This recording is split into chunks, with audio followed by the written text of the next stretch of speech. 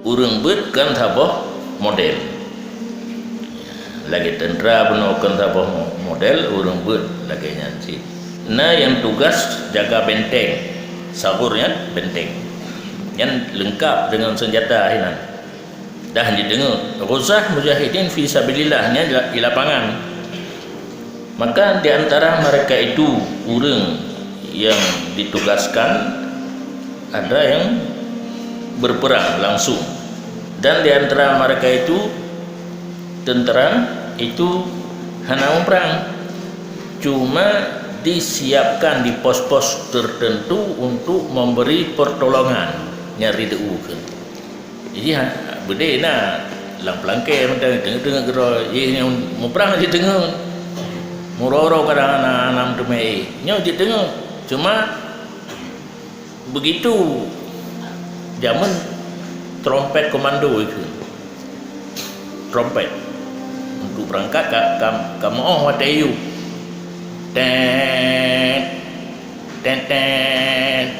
ya berarti kode untuk berangkatnya di pos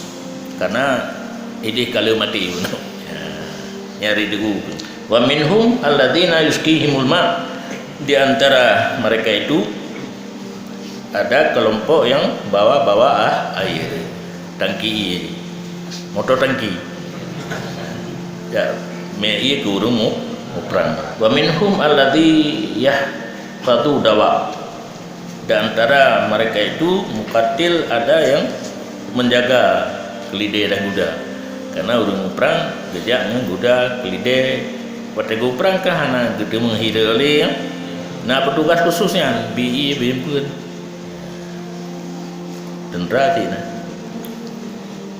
olehnya wa yata'ahaduhum hira nah yang wateka luka berobat berban juru rawat ikan, dan tidak terlepas seorang pun daripada mereka itu daripada fahla yang mau perang, yang jaga pos, yang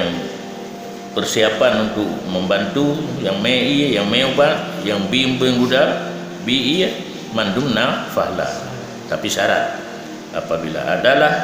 kasatnya meninggikan kalimah Allah Ta'ala kan mengumpulkan ghanimah nyan tentera, maka menancit ulama kalten kan Allah Ta'ala yarfa'illahu alladhina amanu minkum walladhina utul ilma darajat, mengangkat oleh Allah orang beriman daripada kamu dan orang yang mempunyai ilmu akan beberapa darajat.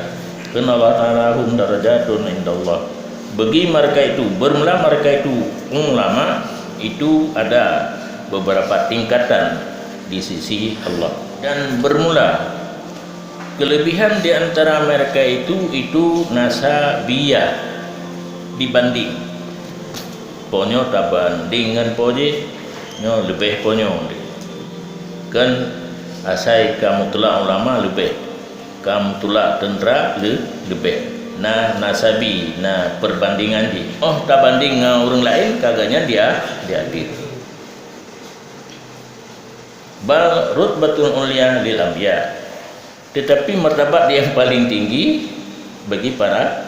nabi, kemudian aulia, kemudian ulama yang rasih dalam bidang ilmu, rata ilmu je ke maya-maya bibit je yang katanya bidang ilmu yang kuasai sanggup kerja nyarasih itu. Kemudian urang saleh nya hana ilmu yang mendalam juga ya nyan kali hak lompegah kan menghina hana lompegah hana ampun tu para ulama dengan urang